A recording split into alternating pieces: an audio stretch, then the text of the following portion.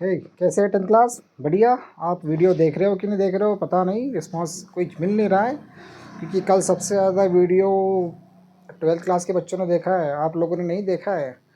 खैर आपकी मर्ज़ी, मैं कंटिन्यू अपनी पढ़ाई करवाता हूँ आप लोगों को, ठीक है।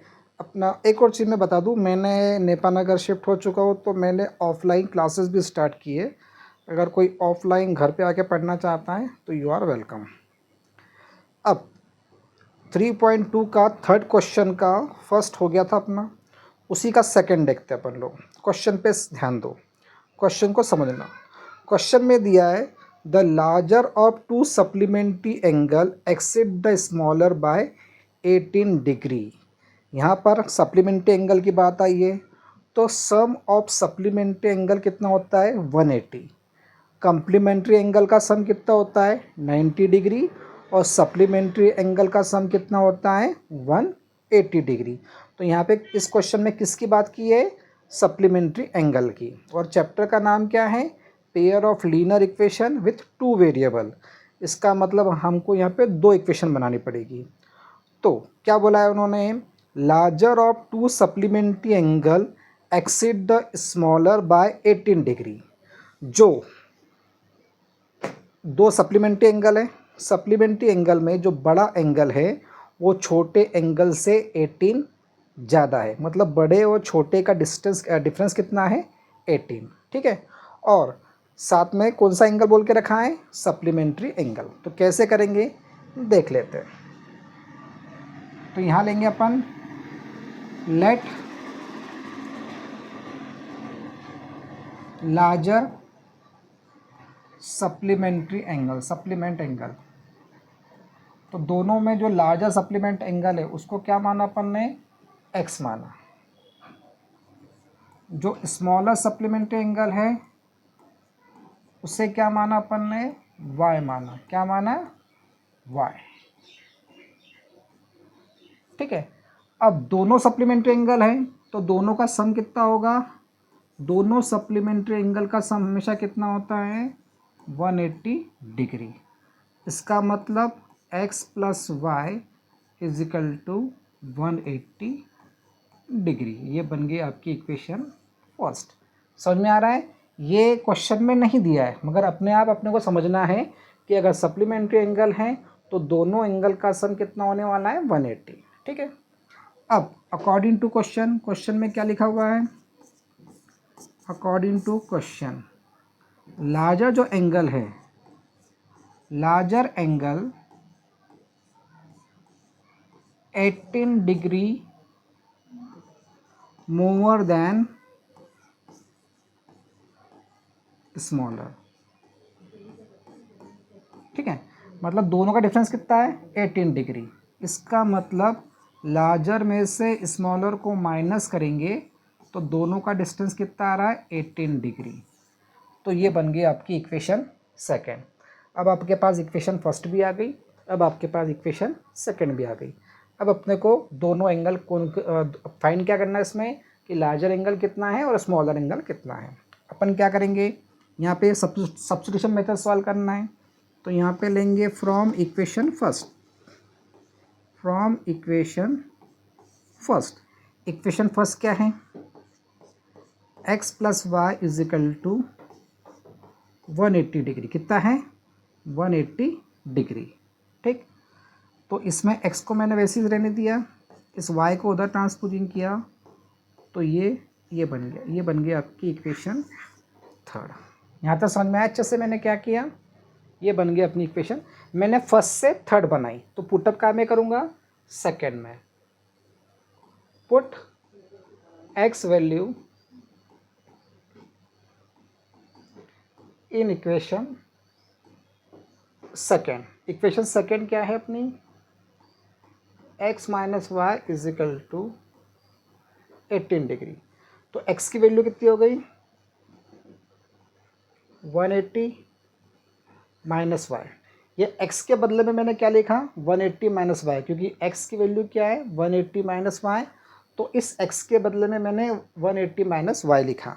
अब होता क्या है एग्ज़ाम में, आप लोग गलती क्या करते हो? आपने यहाँ माइनस वाई लिख दिया तो ये वाला जो माइनस वाई वो लिखना अपन भूल जाते हैं, मगर उससे भूलना नहीं है। उससे भी यहाँ पर लिखना है, क्योंकि ये जो x की वैल्यू क्या है, ये x के बदले अपन ने 180 माइनस वाई लिखा है, तो जहाँ पे x है वहाँ पे 180 माइनस वाई आएगा, और ये माइनस वाई, और यहाँ पे बचा अपना 18। अब ये माइनस माइनस प्लस होके ये हो जाएगा -2y, ये 18 डिग्री। इस 180 को जब मैं इधर ट्रांसपोजिंग करूँगा तो ये -180 डिग्री हो जाएगा।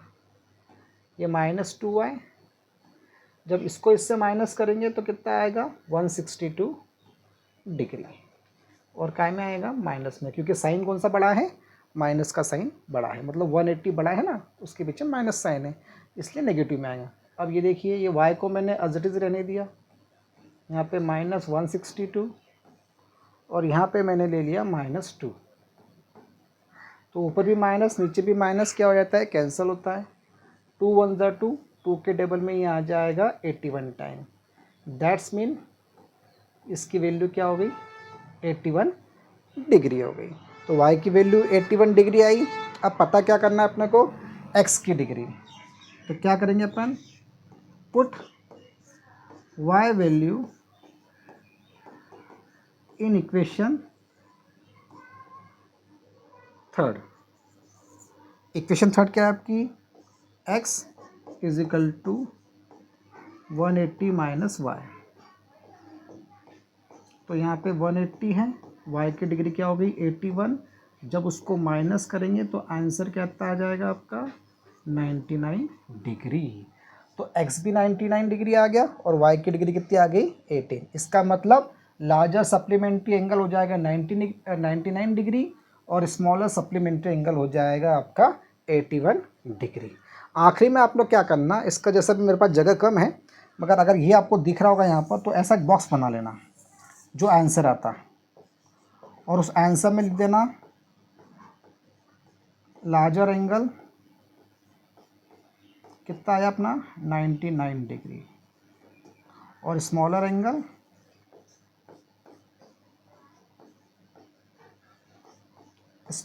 आ गया 81 डिग्री। इस तरीके से ये क्वेश्चन सॉल्व हो गया। उम्मीद है आपको ये क्वेश्चन अच्छे से समझ में आ गया होगा। पूरा क्वेश्चन बोर्ड पे है, आपको दिख रहा है, आप इसका स्क्रीनशॉट लेके अपनी फेयर कॉपी में इसको लिख सकते हैं। क्लियर हो गया, अंडरस्टैंड एवरीथिंग। मैं इसको क्लियर कर दूँ, अगला क्वेश्चन करें। Okay, clear. नेक्स्ट क्वेश्चन, मेरी बुक ले लूँ जरा मैं इधर से। नेक्स्ट क्वेश्चन दे रखा है अपने को, हाँ, पसीना बहुत आ रहा है मुझे, गर्मी बहुत हो रही है, बारिश नहीं आ रही है। बारिश अच्छी खासी आ गई नेपाल में, अब बंद हो गई है तो गर्म हो रहा है। यहाँ पे दिया है coach of a cricket team by, एक कोच है क्रिकेट टीम का, उन्होंने 7 बैट खरीदे और 6 बॉल खरीदी, और टोटल पैसे कितने दिए 3800। मतलब उन्होंने 7 बैट खरीदे, 6 बॉल खरीदी, और दोनों को मिला के टोटल प्राइस कितना दिया 3800। लेटर शी बाय, बाद में फिर उन्होंने 3 बैट खरीदे और 5 बॉल खरीदी, दोनों की टोटल की कॉस्ट हो गई 1750। दो कंडीशन यहाँ पे दी है। पहली कंडीशन में उन्होंने 7 बैट खरीदे, 6 बॉल खरीदी, और टोटल कॉस्ट दे दी 3800। और सेकंड कंडीशन में उन्होंने बोला है उन्होंने 3 बैट खरीदे, 5 बॉल खरीदी, और total cost the 1750। Find the cost of each bat और ईच बॉल। हमें एक बैट की कीमत और एक बॉल की कीमत पता करनी है। क्या पता करना है, एक बैट की कीमत कितनी है और एक बॉल की कीमत कितनी है, वो हमें यहाँ पर पता करना है। ठीक है, कैसे पता करेंगे देख लेते हैं। Let cost of a bat, एक बैट की कीमत नहीं मालूम, x मान लिया। कॉस्ट ऑफ अ बॉल नहीं पता अपने को, अपन ने इसको y मान लिया। ठीक है, फर्स्ट कंडीशन क्या है,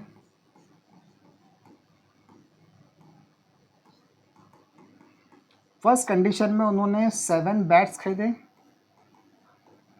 एंड 6 बॉल खरीदी, और टोटल कॉस्ट कितनी हो गई 3000, कितनी दिख रखी है बिना चश्मे का, तो मुझे भी थोड़ा कम ही दिखाई देता है 3800। पास का नज़र नहीं आता है। ठीक है, तो ये क्या हो जाएगा, देखो 7 बैट है, 7 बैट, एक बैट की कीमत कितनी x, तो 7 बैट की कीमत कितनी हो जाएगी 7x, प्लस कितनी बॉल है 6 बॉल, एक बॉल की कीमत कितनी है y, मतलब इसको मल्टीप्लाई करेंगे ना, मान लो कि अगर एक बॉल 10 रुपये की आती तो ये 60 हो जाता, और एक बैट 500 रुपये का या 600 रुपये का आता तो ये हो जाता अपना 420। ठीक है, उस तरह से। और टोटल कॉस्ट कितनी आई अपनी 3800। ये बन गई आपकी इक्वेशन फर्स्ट। समझ में आया यहाँ तक? ठीक। सेकंड कंडीशन में क्या बोला है उन्होंने,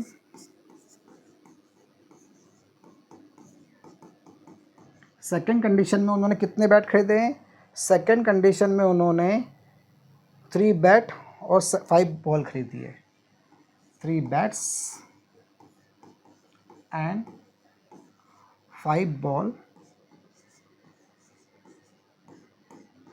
खरीदी, और टोटल कॉस्ट कितनी हुई, टोटल कॉस्ट होगी उसकी 1750, कितनी भी, हाँ 1750, और इसमें अपने को एक बैट की कीमत और एक बॉल की कीमत कितनी है वो पता करनी है। ठीक है, तो देखो कितने बैट खरीदे उसने, 3 बैट, एक बैट की कीमत कितनी है x, तो 3 बैट की कीमत कितनी हो जाएगी 3x, कितनी बॉल खरीदी उन्होंने 5, एक बॉल की कीमत कितनी है y, इनको मल्टीप्लाई करेंगे तो 5 बॉल की कीमत हो जाएगी, इन दोनों को जब प्लस करेंगे तो आंसर आएगा 1750। ये बन गई आपकी इक्वेशन सेकेंड। ठीक है, अब आपके पास इक्वेशन फर्स्ट भी आ गई, इक्वेशन सेकेंड भी आ गई। अब कौन सी मेथड करते हैं अपन, सब्स्टिट्यूशन मेथड। तो यहाँ से क्या लेंगे, फ्रॉम इक्वेशन फर्स्ट, अपन ने इक्वेशन फर्स्ट से ली, इक्वेशन फर्स्ट क्या है 7x 6y is equal to 3800। ये 7x को मैंने एज इट इज़ रहने दिया, इसको इधर ट्रांसपोजिंग किया तो ये आ गया मेरा 6y। अब ये x को मैंने वैसे ही रहने दिया, 3800 माइनस 6y अपॉन में आएगा 7, तो ये बन गई आपकी इक्वेशन थर्ड। यहाँ तक समझ में आया अच्छे से, कोई कन्फ्यूज़न? क्या क्या मैंने यहाँ पर एक बार रिपीट कर देता हूँ। देखो ये इक्वेशन ली, ये 6y को इधर ट्रांसपोजिंग किया तो माइनस में आया, 7x के मल्टीप्लाई में था, इधर आके अपॉन में आ गया, तो ये बन गई अपनी इक्वेशन थर्ड। ठीक, अब अपन ने फर्स्ट से थर्ड बनाई तो पुटअप काय में करेंगे सेकंड में, तो यहाँ लिखेंगे put x value in equation second. Second equation क्या है बेटा, सेकेंड इक्वेशन है अपनी क्या है सेकेंड इक्वेशन 3x,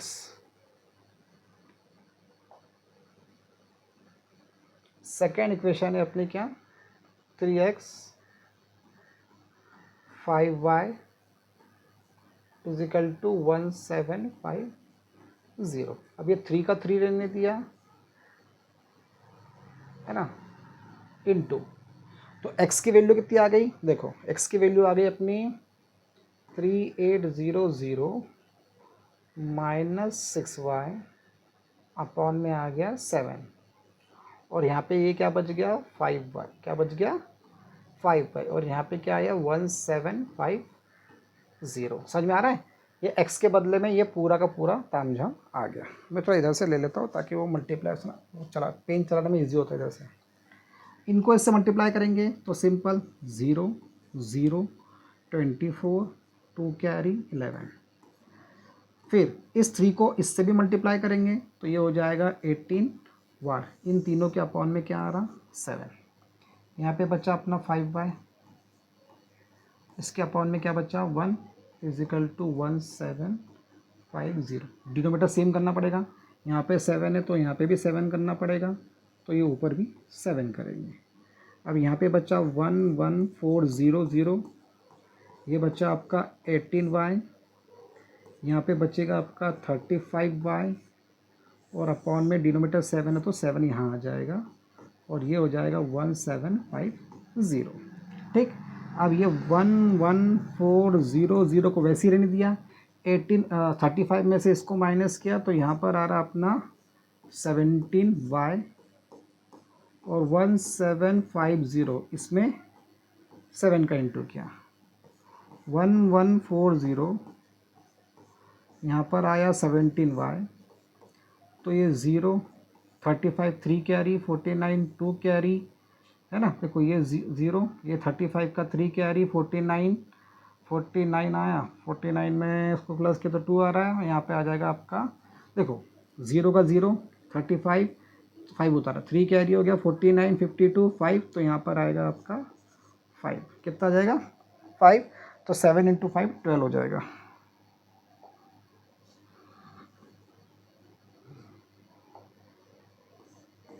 ठीक, अब मैंने ये 17y को वैसे ही रहने दिया, 12250 इसको इधर ट्रांसपोजिंग किया तो मैं 11400, जब इसको इससे माइनस करेंगे तो 0 5 11 में से गए तो 7 नहीं 8 आएगा, सॉरी 800 है ना। तो ये y की वैल्यू बचेगी आपकी 850 डिवाइड बाय 17, 71/70 के टेबल में 5 टाइम, तो y की वैल्यू कितनी हो गई 50, कितनी हो गई 50। समझ में आ रहा है यहाँ तक मैंने क्या किया, देखो क्या किया, इसको इससे इंटू करने पे ये आया, फिर इसको इधर ट्रांसपोजिंग किया, इसमें से इसको माइनस करने पे 850 बचा, और 17 को अपॉन में लाया, इसको डिवाइड करने पे y की वैल्यू कितनी बची 50 बची। अब क्या करेंगे, छोटी सी जगह में अपन थोड़ा सा उसको करने की कोशिश करते हैं, फिर put y value in equation third. Equation third क्या है, थोड़ा सा जगह कम पड़ गई ना, एक्चुअली बोर्ड बहुत बड़ा है, अपन वो थोड़ा सा ये कॉट के कारण थोड़ा सा मैं मोबाइल पीछे नहीं रख पाता, या तो पूरा बोर्ड कवर हो जाए तो एक ही इसमें क्वेश्चन हो जाए, और थोड़ा सा स्पेस की थोड़ी दिक्कत है। 6 और यहाँ y है, तो y की वैल्यू कितनी आ जाएगी 50, अपॉन में क्या बचा 7, तो ये 3800 माइनस 300 डिवाइड बाय साइन, तो यहाँ बचेगा 3500 डिवाइड बाय 7, 7 से इसको डिवाइड करेंगे तो x की वैल्यू हो गई 500। क्या वैल्यू हो गई 500। इसका मतलब आंसर क्या आएगा आपका, कॉस्ट ऑफ ए बैट वो हो जाएगा 500, कॉस्ट ऑफ अ बॉल हो जाएगी 50 रुपीज़। ये आपका फाइनली आंसर बॉक्स में आ जाएगा। समझ में आ गया आपको, ये कैलकुलेशन थोड़ा देख लेना, कर तो दिया मैंने, तो थोड़ा सा वो जगह कम होने की वजह से कर दिया। ठीक है, तो आज के ये 2 क्वेश्चन, इसका स्क्रीनशॉट आप ले लो, आपकी कॉपी में उसको उतार लेना। आई होप कि आपको ये आज के दोनों क्वेश्चन अच्छे से समझ में आ गए होंगे। मैं पूरी कोशिश कर रहा हूँ कि आपको 2-2 3-3 क्वेश्चन डेली के करूँ, पर ये वर्ड प्रॉब्लम है इसलिए मैं 2-2 ही करा रहा हूँ। और वर्ड प्रॉब्लम में एक बात आप ध्यान रखो, आपको वर्ड प्रॉब्लम के अंदर क्वेश्चन पहले समझना है कि क्वेश्चन में पूछा क्या है, उसके बाद ही उसको सॉल्व करना है। और मैथमेटिक्स प्रैक्टिस करने का सब्जेक्ट है, उसके लिए आप टाइम पास रट के या याद करके नहीं जाना। अगर आप ये चैनल देखते हो तो डेली जो भी क्वेश्चन मैं 2 या 3 क्वेश्चन ही कराऊंगा, उसको आप डेली प्रैक्टिस कर लीजिए, आपको अच्छे से समझ में आ जाएगा। एग्ज़ाम तक आपको ये याद रहेगा, एग्ज़ाम तक क्या लाइफ टाइम भी आपको ये याद रहने वाला है। कहाँ पे कौन कौन सी गलती होती वो भी मैंने आपको यहाँ पे मेंशन किया।